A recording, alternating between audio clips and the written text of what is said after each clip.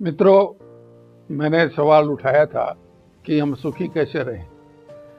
सुखी रहने के लिए आप आज की सभ्यता से सीखें तो भले मन नहीं सीखें, पर आप हजारों और लाखों साल पहले के ऋग्वेद के अंदर जावें। ऋग्वेद को तो बहुत पुराना मानते हैं, समय के आजकल विवाद है, उसे मत छोड़ो, पर बहुत पुराना है। मानव सभ्यता का लिखित इतिहास है, उससे भी पुराना है। उसमें क्या बताया है कि मिलजुल के रहें, विचार विभिन्नता होने के बावजूद भी रास्ता सम हो, एक रूप हो। एक जो श्लोक है ऋग्वेद में छंद है, वो सुनाता हूँ आपको। संग छद्वम संवदद्वम संवो मनासि ज्ञानताम देवार भागम यथा पूर्वे संजनाना उपासते समानी व आकुति समानम हृदान्वे समानम अस्तुमोवनो यथावे सुसहासति। इसमें जिनको जिज्ञासा हो तो ऋग्वेद में इसको पढ़ लें।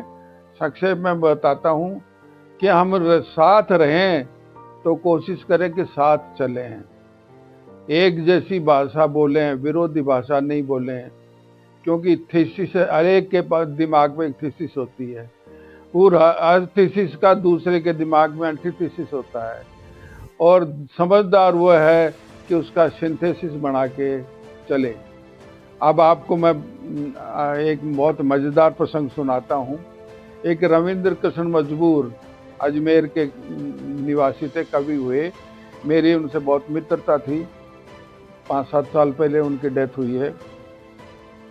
उन्होंने बहुत सरल भाषा में सुंदर रूप में कहा है। क्या कहा है कि एक रंग तो दोनों संग, दो रंग तो दोनों तंग, दोनों तंग तो ना कोई ढंग ना कोई रंग, ना कोई रंग तो नित नई जंग, नित नई जंग तो होगी महफिल भंग।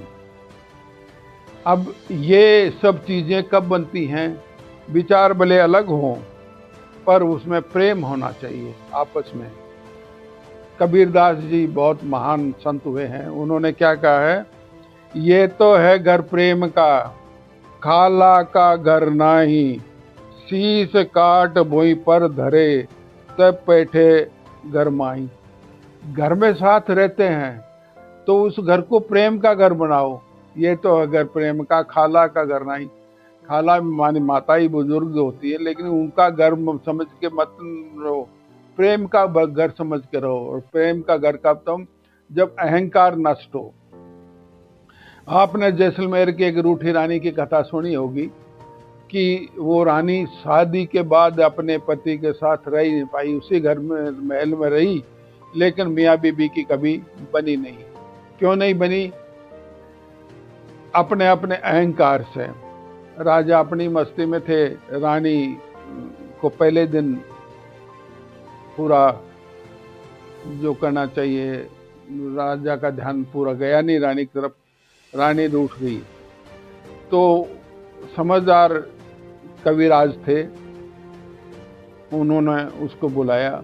चारण भाट कवि होते थे राजाओं के, तो उनको बुलाया कि महाराज हमारी बनती नहीं है, हस्बैंड मुझे पसंद नहीं करते हैं, मैं हस्बैंड को पसंद नहीं करती हूँ, हम पति पत्नी की तरह रह रहे हैं पर पति पत्नी बने ही नहीं।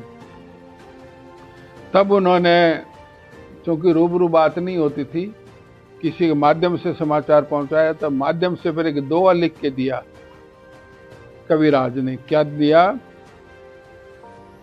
कि पाण चाहे तो पीव तज। पाण मानी प्रतिष्ठा, अहंकार। पाण तावे स्वाभिमान, पाण तावे चाहे तो पीव तज, पीव चाहे तो पाण। ये हैं दोनों मस्त गज, बंधे न एको ठाण। अगर पति को चाहती हो तो अपना अहंकार छोड़ दो, और अहंकार को बनाए रखना चाहती हो तो पति से नहीं बनेगी। ये प्रतिष्ठा और प्रेम, ये पीयू समझ लो, पति पत्नी, ये दोनों मस्त हाथी हैं, एक ठाण पर नहीं बनते, एक ठिकाने नहीं रहते। अगर अहंकार रहेगा तो पति पत्नी नहीं बनेंगे, दोनों अलग अलग रहेंगे। तो अहंकार को त्यागना जरूरी है। मैं समझता हूँ बात, जिनको समझ में आएगी तो इतने में बहुत है। वो कबीरदास जी ने कहा ना, पोथी पढ़ पढ़ जुग मुआ, मुआ मानी मरा, पोथी पढ़ पढ़ जग मुआ, पंडित बयान को, ढाई अक्षर प्रेम का पढ़े सो पंडित हो। ढाई अक्षर प्रेम में क्या, ढाई अक्षर आते हैं पे रे मैं। तो इसलिए परिवारों में सुखी रहने के लिए आवश्यक है कि प्रेम भाव हो, एक दूसरे के लिए त्याग भावना हो। राम, भगवान राम बाप का राज बटाऊ की तरह मेहमान कर छोड़ के एकदम से चल दिए।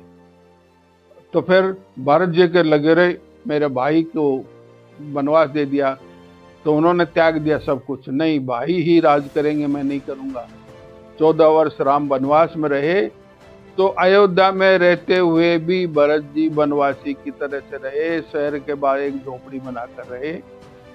तब ये स्थिति होती है, तब प्रेम पलता है। ये नहीं कि औरंगजेब ने अपने सारे भाइयों का कत्ल कर दिया, पिता को जेल में डाल दिया, बेटी को जेल में डाल दिया। ऐसे परिवार में प्रेम नहीं बढ़ता। प्रेम नहीं बढ़ता तो सुख नहीं मिलता। और सुख तब जरूरी है जब एक दूसरे के लिए त्याग करें, एक दूसरे को प्रेम भाव से बात करें, एक रास्ता चुने, संग छद्म, साथ चलें, साथ बोलें। धन्यवाद। जय हिंद।